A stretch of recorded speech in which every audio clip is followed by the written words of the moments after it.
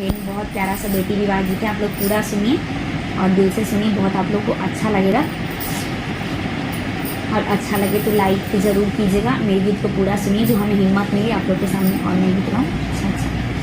पापा कहूनी ना गड़िया जुगवा खेले अला जी, चाचा कहूनी ना गड़िया जुगवा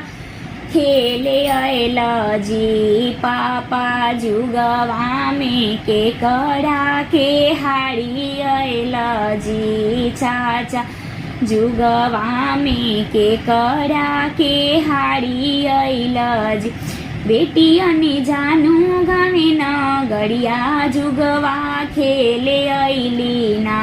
बेटी अनि जानु गावे न गड़िया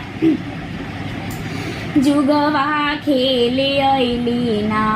बेटी जुगवा में तो हरो के हारी अली ना, बेटी जुगवा में तो हरो के हारी अली ना, पापा गैयारी भैंसिया के हारी ऐतजी, चाचा गैयारी भैंसिया के हारी ऐतजी, चाचा हमारो ऐसन धिया काहे हारी अइलजी, पापा हमारो ऐसन धिया काहे हारी अइलजी, बेटी गैयारी भैंसिया घर के लक्ष्मी हई ना, बेटी गैयारी भैंसिया घर के लक्ष्मी हई ना, बेटी तोहरो ऐसन धिया पराया